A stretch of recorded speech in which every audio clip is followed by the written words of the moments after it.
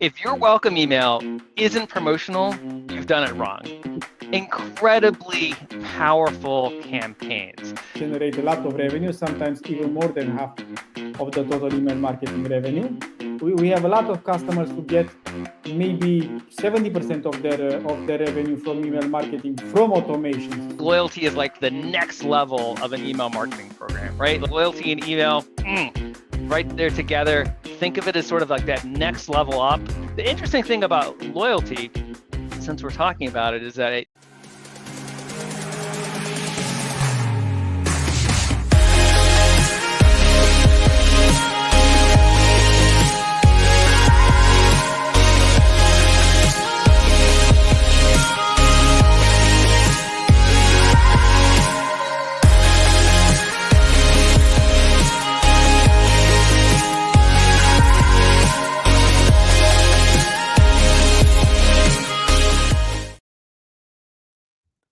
Hello and welcome to the episode number 12 of the Marketer podcast. Together with us, we have Chad S. White, who is the head of research at Oracle Digital Experience Agency and author of Email Marketing Rules, which is quite fascinating. Welcome, Chad. Oh, thanks for having me. Cool. So we're going to talk about email marketing because this is what we do at the Marketer. And we're going to start with a very niche question. That is, what are the different triggers of an email automation from your perspective? Yeah, so triggered campaigns, first of all, are just amazing. We've done some survey work, and a lot of marketers, a lot of brands get a significant chunk of their email marketing revenue from their automated campaigns. And there's even, I think it's roughly in the neighborhood of 18% of brands get the majority of their email marketing revenue from automation. So incredibly powerful campaigns. And they really fall into kind of 5 big buckets. So there are action triggered campaigns. I think these are the ones that people are most familiar with. These are cart abandonment emails and welcome emails. So when a subscriber takes an action, something happens. Yeah, then something happens as a consequence. So I think that's the one people are most familiar with. But then there's also inaction triggers. This is when people don't do something that you want them to do. So so this is when they don't complete a profile, or things that they haven't engaged in a long time. They haven't purchased in a long time. Yeah.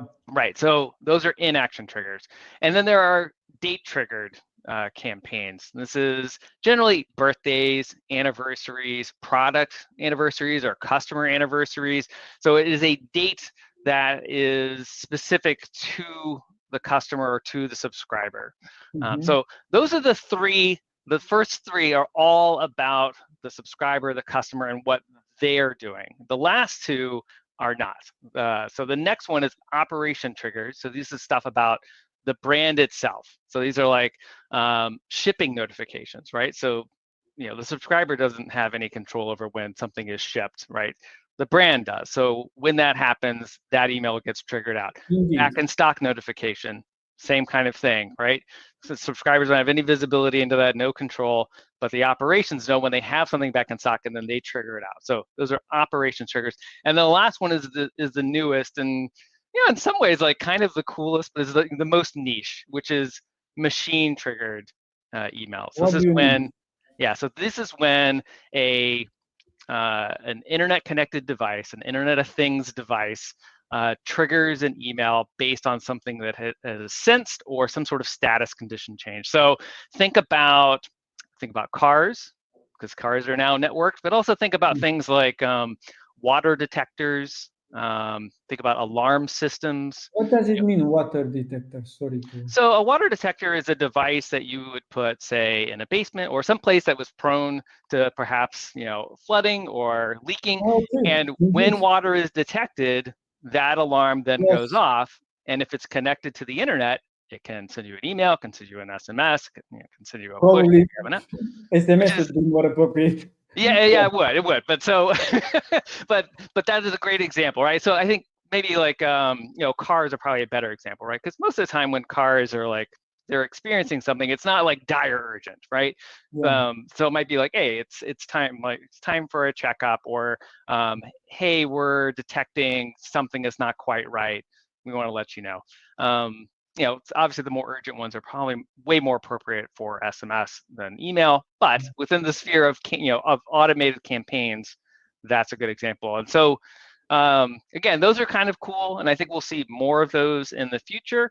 As we have more devices that are connected to the internet and have sensors and are like monitoring themselves, to let you know when their battery is low, their ink is low, or there's some type of maintenance that needs to happen based on things that it's detecting.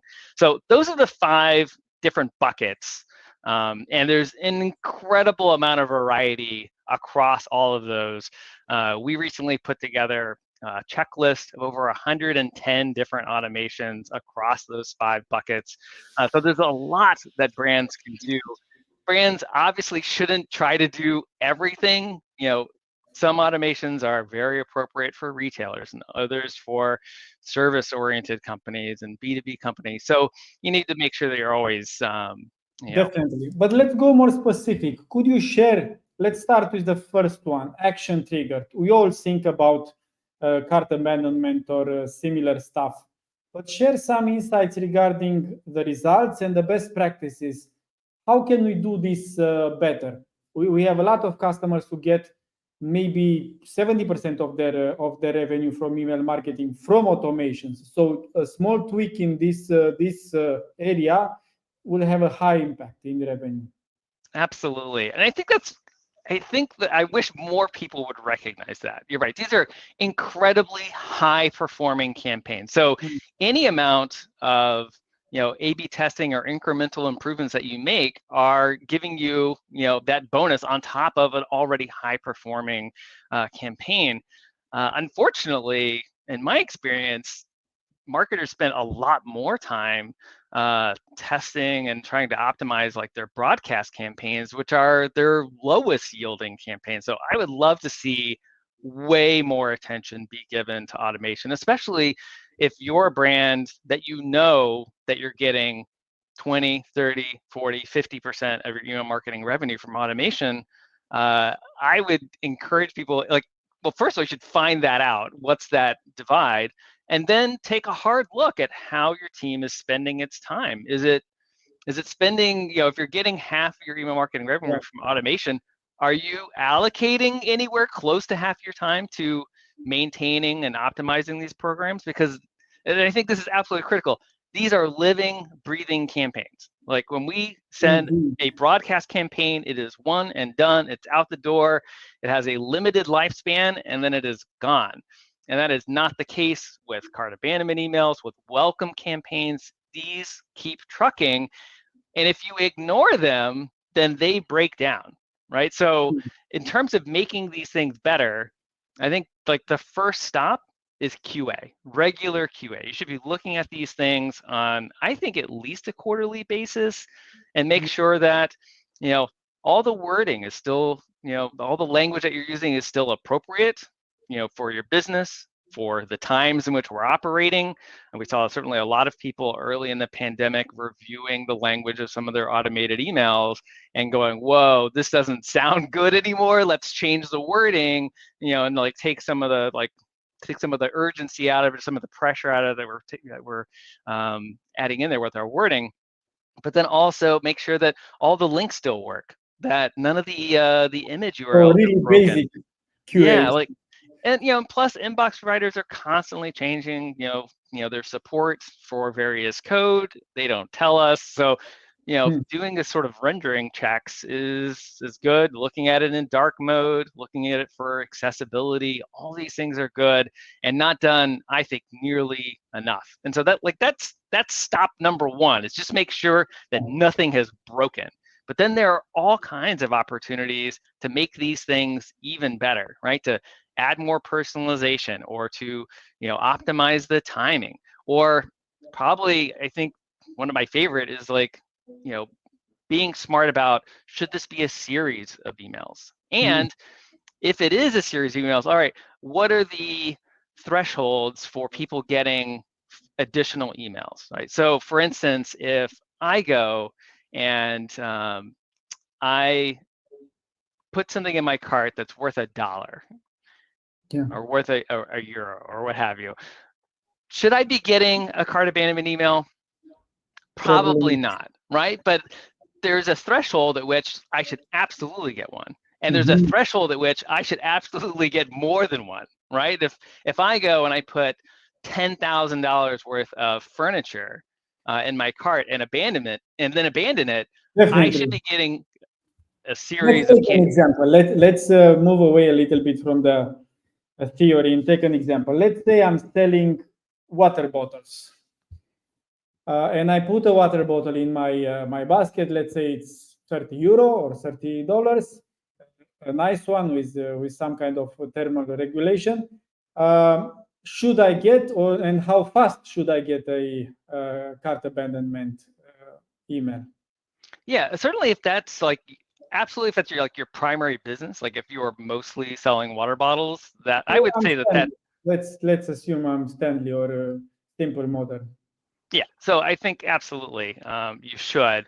That's an excellent question about like when. When is really important because I think that a lot of brands think that you should get it immediately, and there's something called the natural rate of return. So like the initial NRR, I guess. Yeah, sure.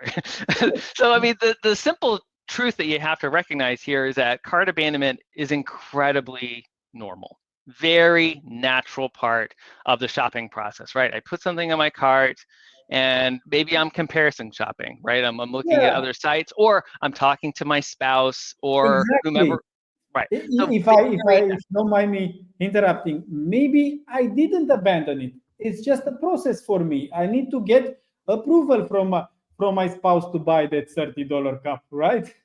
Yeah, or whatever it might be, or maybe it's for her, and like you want to, confirm it's the right color, or what have you, or the right size, or whatever it might be. It might be for your kids, right? So like, you're absolutely right. There's tons of reasons why I would put something in my cart and not immediately buy it, and those are all really good reasons. So the natural rate of return is when you look at folks who have abandoned carts. What is the average amount of time that they're away before the folks who come back to convert, right? So not everybody comes back, but if you look at everybody who does come back, what's the average amount of time that it takes for them to come back and convert? That's an important number. That's the number that you really want to kind of be around when thinking about how long do I delay? Yeah, just before or just a little after, maybe, but like right around there is what you want to be. And so like sometimes, the items that are being abandoned are like really high consideration, right? You need a lot of time to think about it, depending on your line of business. Like if people are filling out, say, a loan application for a lot of money, that's a high consideration thing. They're probably talking to their hopefully they're talking to their spouse. They might be talking to other relatives or other parties before making that decision. And so there might be actually like a pretty long period of time. Again, that would be completely reasonable for that kind of transaction. So looking at that natural rate of return and sending it around the midpoint, around like the median time that people are away is really smart. So you're not like not jumping into action when you don't need to. Yeah, it makes sense. Right. And also, we all know now that people are using the cart as a wish list rather than using the wish list functionality itself. But let me give you a little bit of challenge. So we do see that automations generate a lot of revenue, sometimes even more than half of the total email marketing revenue. But on the other hand, in order for an automation to be triggered, we need some things to happen. One, we need to know the email address or at least the contact channel, could be SMS or anything else. Sure. Second, we need to have the consent, right, to send, at least in Europe, to send that email. But the trickiest one is to know that the person who's doing the browsing at that moment is connected to my subscriber. which is not always the case, because in order for it to be connected, maybe you can challenge me on this, we need two things to happen. Either to have a cookie set in the browser, so we have this link, or to be logged in. But people don't really necessarily stay logged in on normal sites. You stay logged in on Amazon, I guess, but not on sites where you don't buy so often. So then, in order to have the cookie, and we are having this challenge, maybe you can help us. What do we have to do? We have to send the newsletter. We have to send the broadcast. So the person clicks, and then we set the cookie. So somehow it's a connection between the two, because one sends the ball to the striker, I guess, and the striker marks, right? Do you think this makes sense? Yeah, and so I mean, there's a lot to unpack there. I mean, so yeah, obviously, the more you can get your subscribers to engage and visiting your site, obviously, then you can get that first-party cookie. Giving folks compelling reasons to log in is also really good, and I think we're seeing, you know, here in the U.S., I think we see like there's a fair amount of emphasis on getting people to log in. I was shopping the other day, um, and I was buying some apparel, and it was going to be, I forget how much shipping was, but it was significant, and they were like, "Oh, log in and shipping is free." And I was like, "Oh, all right, well, I'm totally going to do that." So I logged in and got free Interesting. shipping, and like you're absolutely right. There's a high amount of value in identity resolution, and so there should be significant focus there. And it was interesting with this retailer that I was shopping at to see how much they valued a logged in shopper versus one that wasn't logged in. They valued it a lot based on the free shipping amount, the amount of Mhm. shipping that I saved. So I think that's really important. But that said, I share your frustration. Email marketing is an imperfect world.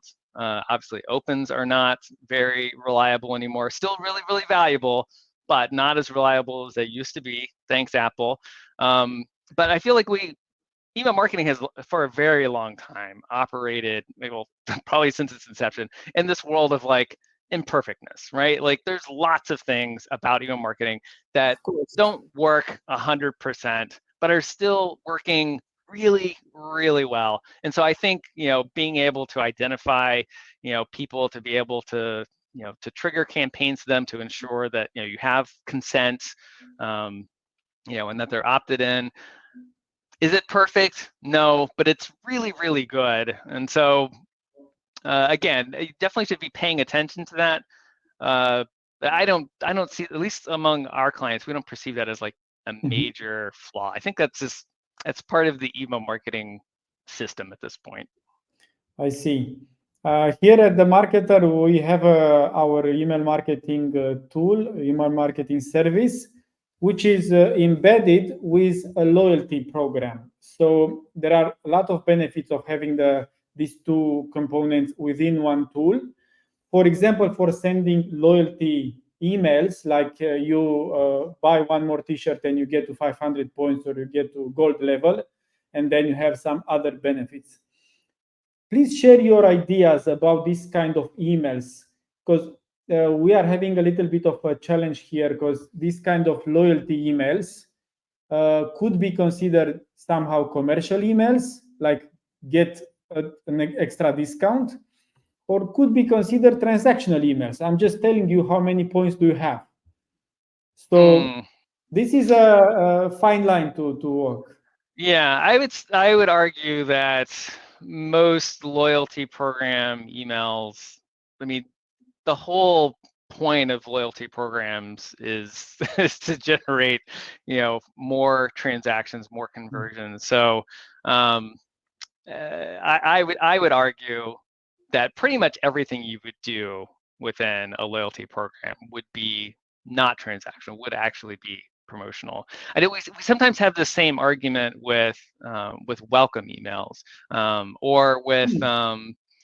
yeah, if your welcome email isn't promotional, you've done it wrong, right? You're supposed to be welcoming people on, but you should absolutely be trying to get them to convert or to take some, I don't know about commercial move. I think you should absolutely, that email is probably the most read email you're ever going to send. If you are treating it strictly transactionally, I feel like you're missing out on a huge opportunity. I think there's also some gray spaces, around like, so like sometimes people say like cart abandonment emails are transactional. That is not the case, right? A that. transaction That has is a not stretch. happened yet. No Yeah, transaction there. So you got to be a little bit careful in how you think about these. But I do love loyalty plus email. In many ways, I think loyalty is like the next level of an email marketing program, right? Like there's makes sense. a chunk of your customers that are going to opt in for email, and then there's a smaller group of folks that are going to opt in to your loyalty program. And I love the 80-20 rule that, like, 80% of your business comes from 20% of your customers. I feel like email marketing is that like 20%, and loyalty is like that Exactly. next, like it's that next group inside of your email marketing group. It's like, this email is your loyal folks, and the loyalty program is like your most loyal folks. And all of those are worthy of lots of attention. But yeah, I agree. Loyalty and email, right there together. Think of it as sort of like that next level up.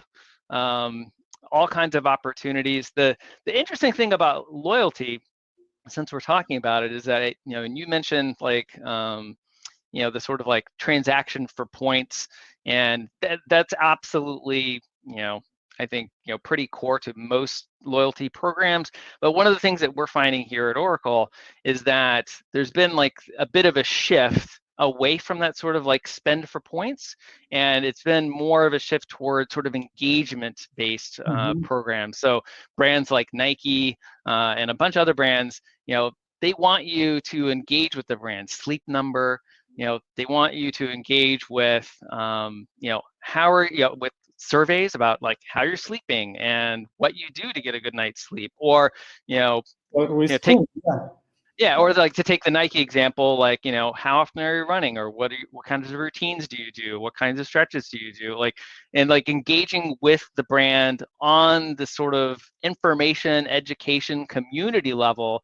You know, brands know there's tons of value there in having a thriving, active community where Mhm. people are learning and educating themselves on ways to better use their products, to be a better athlete in the case of Nike, to be a better sleeper in the case of Sleep Number. Um, Brands know that there's a ton of value there, and they're willing to give you points for that too, not just the transactions. And so that's an interesting shift that's been happening Mhm. over the last several years that I think is, you know, very wise. Let's cover some a different topic on the area of examples. How would you differentiate an email marketing strategy in general, not necessarily automation in particular, for a frequently bought product? Let's go with FMCG or consumer product packaged goods, right? Where your buying frequencies weekly or monthly, right? Mhm. Versus durables like furniture, like fridge, like car, maybe. Right. Because there is this discussion: should we send when we sell durables and the buying frequency is so low? Should we keep engaging with our ex customer, or just leave him for 5 years and then say, "Hi, how about the new washing machine?" Yeah, so I mean that is a challenge, right? Like you know, the folks that are selling consumable products or products that tend to turn over pretty quickly, apparel, for instance, they have it easy compared to folks who are selling tractors, and and I think like even computers a little bit, but certainly stuff that's even more durable than say computers is very challenging. I think cars is a really good example. The thing there is that, do these marketers need to do more branding? I think so. That should be part of the messaging, right? Like, what do you stand for? Getting, keeping people excited about like the direction of the company, like long before you're trying to actually sell them the next thing. Obviously, there's all the maintenance stuff related to these products, which I think is super important. There's almost always accessories. So for instance, I own a Subaru, and there's a ton of accessories that you can get for your Subaru. And I remember when I bought it, they didn't even mention it. Like, the salesperson was not good. They No. didn't mention it at all, and I Yeah. almost had to like go and kind of like chase them down and say like, hey, like, okay, there's some stuff I've been thinking about, and actually I'm not even sure what else you might sell, but like I know I want like a few things. And so there's accessories. So there's lots of stuff you can do in addition to, again, kind of like priming them to think about like their next purchase or their replacement. So you absolutely have to do all those things. But I think all those things I just mentioned are great messaging points, but you also never really know exactly when people are going to replace whatever they have. Sometimes you can very much underestimate that. So for instance, I think computers is a good example. The average computer lasts somewhere in the time frame of 3 years ish. And if you waited, 2.5 years before you started messaging someone to replace it, you would miss out, because people, will buy, computers for other members of the family. Sometimes their needs change, and so they need to upgrade well ahead of the replacement cycle. So you can really do yourself a serious disservice from not including those kinds of messages along with those other types that I mentioned. So you can psych yourself out. There's opportunities there. You should always be kind of feeling people out, having lots of different CTAs, in your messaging, and then to respond to it, right? Back to automation, right? Your broadcast emails can have some educational content, some branding content, and as a secondary message, like, oh, are you considering upgrading? Are you considering replacing? And if people start clicking on that and browsing your site and looking, that's your signal that, hey, there's actually interest here that otherwise I wouldn't have known about. And then you follow up with those automations and you see if you can nurture that interest and turn it into a conversion. Let's go to a bit of faster paced question and answers, because we have a few minutes left and I want to know a lot of things from you. First question is, how is B2B versus B2C in email marketing? Let's take an example of B2B for office supplies. Does it make sense to do email marketing if you have office supplies and you have like your regular customers in B2B? Yeah, absolutely. It makes a ton of sense. And, there's still the same education, letting people know what's new, alternatives, related products. So absolutely. I thought where you were going to go with that question is there's like this long-standing kind of debate about like, oh, if you're B2B, can you learn anything from B2C? And if you're B2C, can you learn anything from B2B? I feel like there's an artificial barrier between these two camps. They think that they can't learn from each other. They think that there's not very much overlap. And I think certainly over the last decade, the amount of overlap is pretty significant now in terms of messaging and how you talk. There's definitely some unique things that each camp does, but I think that they're way more alike now than they're different. Especially when you look at things like deliverability used to be a thing where there were huge differences between these two camps, but today most businesses, they're running on the exact same deliverability algorithms that the B2C camp is, right? So like Office 365 is using the exact same filtering engine that runs Outlook.com, right? And tons of people are on G Suite that uses the same spam algorithm that Gmail uses. So you're playing by the same rules, and that's just like in the deliverability sphere. And that's just one instance where, again, I feel like 10, 15 years ago, people would say, oh, well, deliverability, that's for B2C, that's totally different. And now I think it's largely the same, very small differences. I People are see. not running their own servers anymore, and like they used to. The The thing is that deliverability is such a big thing that it deserves a whole episode for itself. For sure. My last question is a combination of segmentation and automation. How would you consider sending automation only to specific segments, like high spenders, let's say?